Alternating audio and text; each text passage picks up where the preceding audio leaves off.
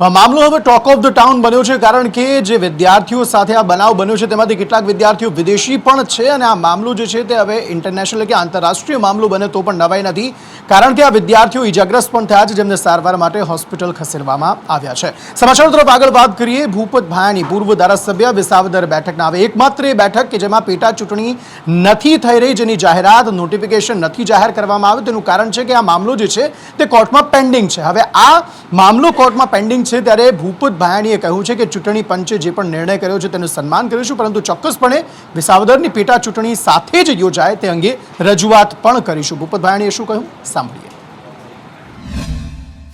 વિસાવદર વિધાનસભાની જાહેરાત એમાં થઈ શકેલ નથી, તો માનનીય ચૂંટણી પંચનો જે કાંઈ નિર્ણય છે એ નિર્ણયને હું એવા ભારતીય જનતા પાર્ટીના પ્રયાસો રહેશે કે નિયત સમયે જ ચૂંટણી થાય।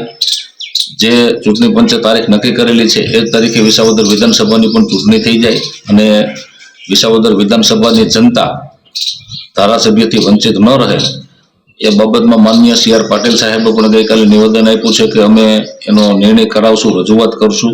તો આવનારા દિવસોમાં નિયત સમયે ચૂંટણી થાય એવો ભારતીય જનતા પાર્ટીનો પ્રયાસ રહેશે, પરંતુ હાઈકોર્ટનું અને માનનીય ચૂંટણી પંચનું, નામદાર હાઈકોર્ટનું જે કંઈ નિર્ણય હશે એ નિર્ણય મામલો હવે ત્યારે પતે જો હાઈકોર્ટ પોતાનો ચુકાદો આપી દે અથવા તો કોઈ નિર્ણય સંભળાવી દે, યા તો પછી અરજી પરત ખેંચાઈ જાય અને મામલો સમેટાઈ જાય તો જ આ મામલામાં એટલે કે વિસાવદર જે બેઠક છે તેમાં પેટા ચૂંટણી તે જ સમયે યોજાઈ શકે અથવા તો નોટિફિકેશન તેનું જાહેર થઈ શકે તેમ છે। હવે લોકસભાની ચૂંટણી આગામી સમયમાં આવી રહી છે। આ ઉપરાંત રાજ્યની 5 એવી બેઠકો છે કે જેમાં પેટા ચૂંટણી પણ થઈ રહી છે વિધાનસભાની। હવે આ 5 વિધાનસભાની પેટા ચૂંટણી માટે પણ કોંગ્રેસ અને આમ આદમી પાર્ટી ગઠબંધન કરી લે તેવું ચોક્કસપણે સંભળાઈ રહ્યું છે, કારણ કે ગઈકાલે કોંગ્રેસ અને આમ આદમી પાર્ટી વચ્ચે બેઠક થઈ હતી। હવે આ બેઠકમાં શું ચર્ચા થઈ હતી અને કઈ રણનીતિ સાથે આ બંને પાર્ટીઓ જે છે તે આગળ વધી રહી છે, પ્રતીક પાસેથી વધુ વિગતો મેળવીએ। પ્રતીક, આમ તો કુલ 6 બેઠકો ગુજરાતમાં ખાલી છે, પરંતુ ચૂંટણી પંચે જે 5 બેઠકો ઉપર જાહેરનામું અને ચૂંટણી પેટા ચૂંટણીની જાહેરાત કરી છે તે 5 બેઠકો ઉપર કોંગ્રેસ અને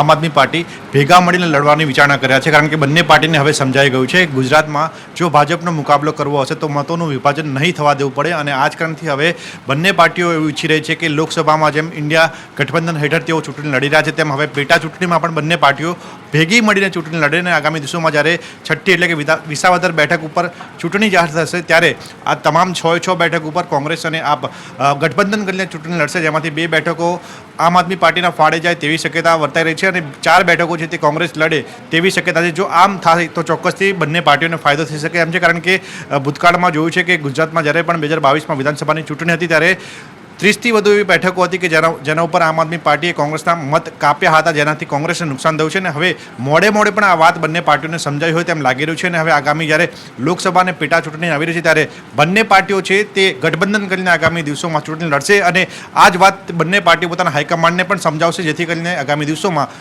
જ્યારે પણ પેટા ચૂંટણીની વાત આવે ત્યારે બંને પાર્ટીઓ સાથે મળીને ચૂંટણી લડે।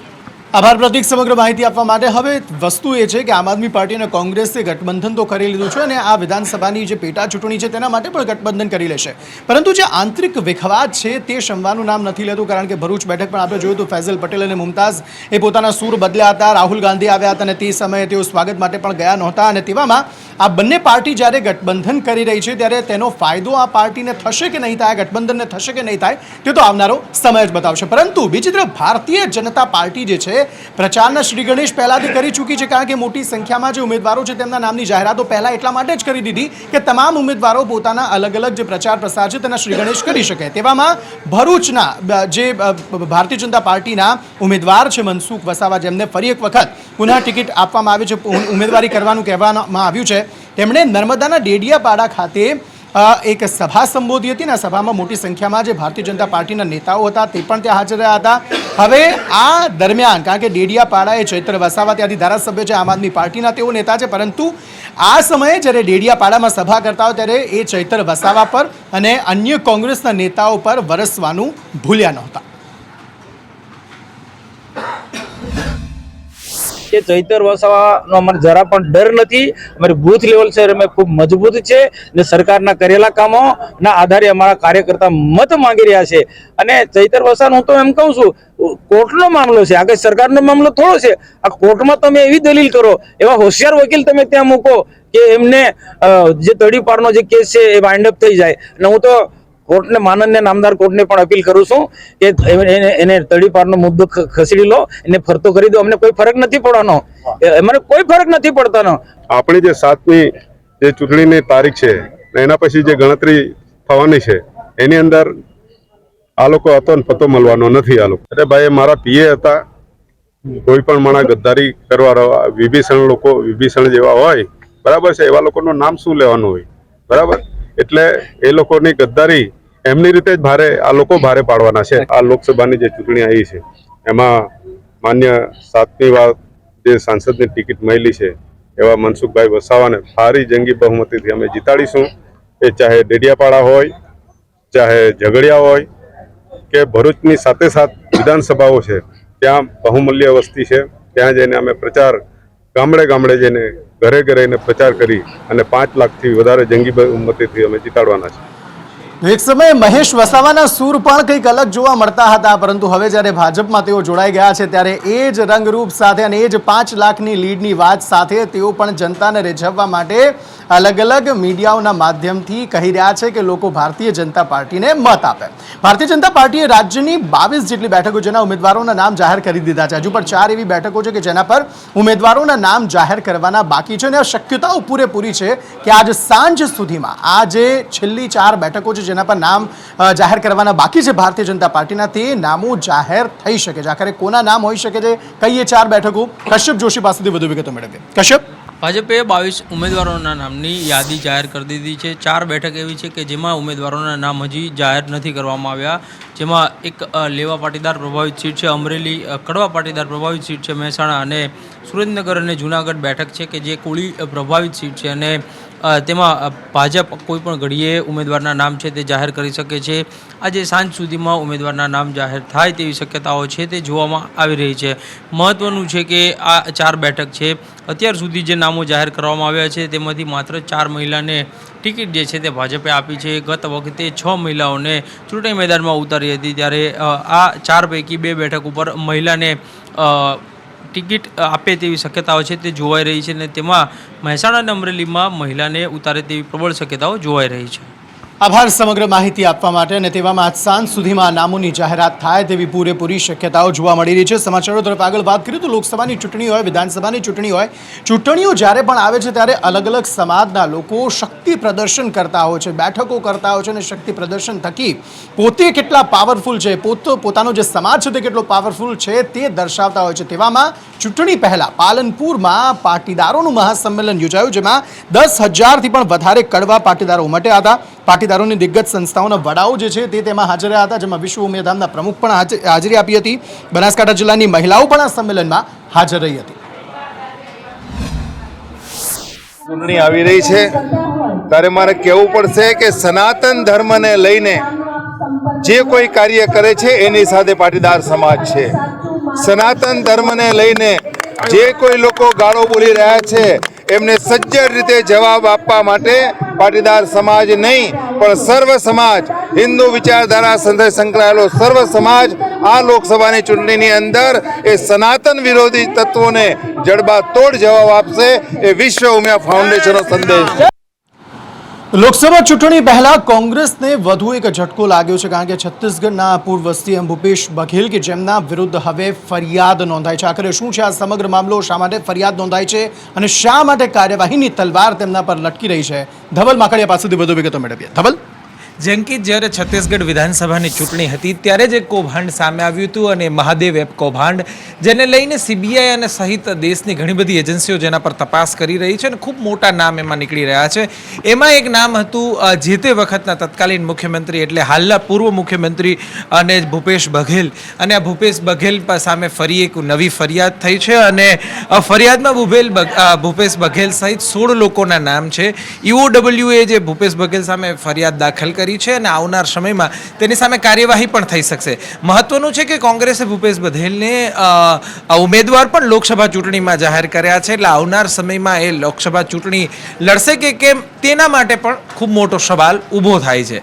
જી આભાર સમગ્ર માહિતી આપવા માટે. અને એ સમયે કે જ્યારે કોંગ્રેસના વળતા પાણી જોવા મળી રહ્યા છે, એક તરફ રાહુલ ગાંધી ભારત જોડો ન્યાય યાત્રા લઈને નીકળ્યા છે, તેનો પણ કોઈ અસર થતો હોય તેવું દેખાતું નથી, કારણ કે છાશવારે દિવસે ને દિવસે કોંગ્રેસના નેતાઓ, કાર્યકર્તાઓ, સાંસદો, ધારાસભ્યો જે છે તે ભારતીય જનતા પાર્ટીમાં જોડાઈ રહ્યા છે અથવા તો કોંગ્રેસને અલવિદા કહી રહ્યા છે. તેવામાં આ સ્થિતિ કોંગ્રેસ માટે સારી અત્યારે નથી દેખાઈ રહી. સમાચારો તરફ આગળ વાત કરીએ.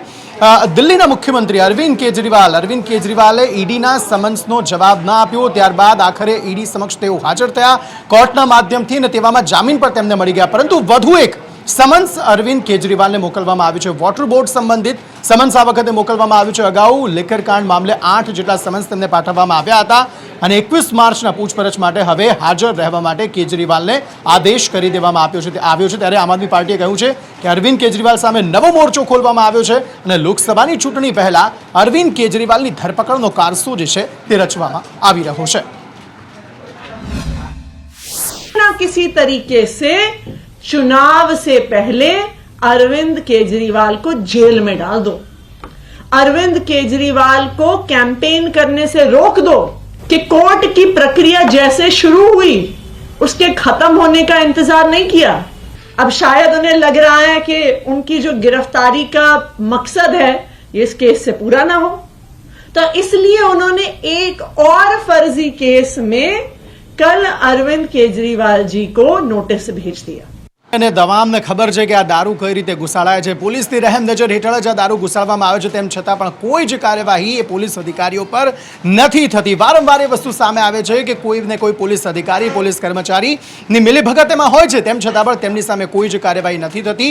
અને એટલા માટે જ રાજ્યમાં દારૂબંધી જે છે તે નામ માત્ર હોવાનું સામે આવી રહ્યું છે. સમાચારો તરફ આગળ વાત કરીએ. જ્યારે પણ આપણી પાસે સોનું હોય, ચાંદી હોય, તો આપણે જનરલી એવું કરીએ છીએ કે બેંકમાં, લોકરમાં તેને મૂકતા હોઈએ છીએ, પરંતુ અહીંયા તો બેંકમાં લોકરમાં મૂકેલા સોનું જે છે તે જ બદલાઈ ગયું અને તેની જગ્યાએ ડુપ્લિકેટ સોનું મૂકી દેવામાં આવ્યું. આ આક્ષેપ કર્યા છે ઠાસરા વેપારી મંડળ દ્વારા અને એક ક્રેડિટ સોસાયટીમાં જે કૌભાંડ જે છે તે આચરવામાં આવ્યું છે. વેપારીઓનું સોનું જે છે તે બેંક દ્વારા બદલાયું હોવાનો આક્ષેપ કરવામાં આવ્યો અને તે પણ અધધ 250 તોલું ખોટું ગોલ્ડ સંસ્થાને આપી લાખો રૂપિયાની છેતરપિંડી કરવામાં આવી હોવાનો આક્ષેપ કરવામાં આવી રહ્યો છે. એમની રૂબરૂમાં મારા ગોલ્ડની ચકાસણી થઈ, જે બધું જ સાચું હતું અને એના આધાર પર જ એમને મને 4,98,000ની લોન આપી હતી.